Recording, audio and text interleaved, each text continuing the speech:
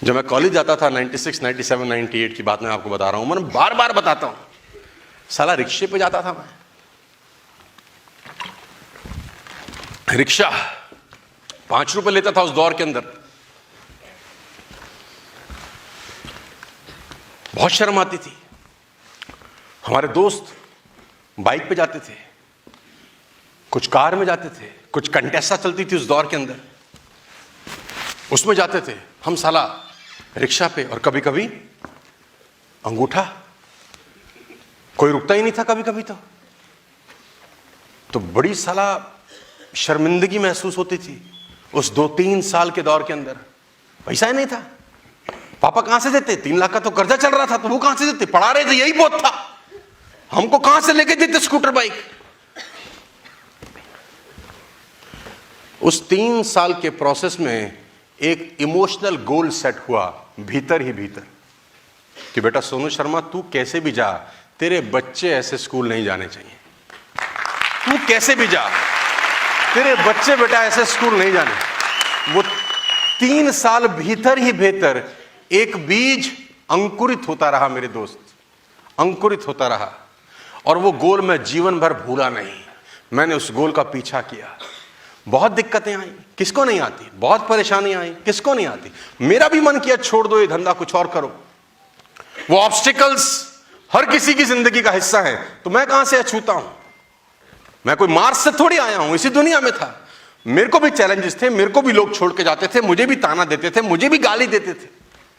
लेकिन वो गोल मुझे इस बिजनेस से जोड़े रखा। मुझे पता था कि अगर मैं ये बिजनेस छोड़ दूंगा तो मेरे पास ऐसा कोई रास्ता नहीं है कि वो गोल कभी मेरा जिंदगी में अचीव हो सकता है। 2012 मुझे वो दिन याद है। आई रिमेंबर द डे जब मैं अपनी बेटी को मर्सिडीज सी क्लास में एपीजे स्कूल में ड्रॉप करने गया, फरीदाबाद के अंदर। सी क्लास मर्सिडीज थी मेरे पास, मेरे दोस्त। मैंने डोर ओपन किया, मेरी आंख में आंसू। मेरी वाइफ ने मुझसे पूछा, आज इमोशनल हो? लड़की पहले दिन स्कूल जा रही है।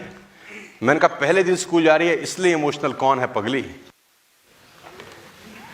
14 साल पहले का जो बीज है ना, उसने आज फल दिया है। जो पेड़ लगाया था उसने आज फल दिया है। मैं वो अपने मन में उस बीज को सींचता रहा, पानी देता रहा कि एक दिन ये पेड़ बनेगा और उसका फल मैं खाऊंगा।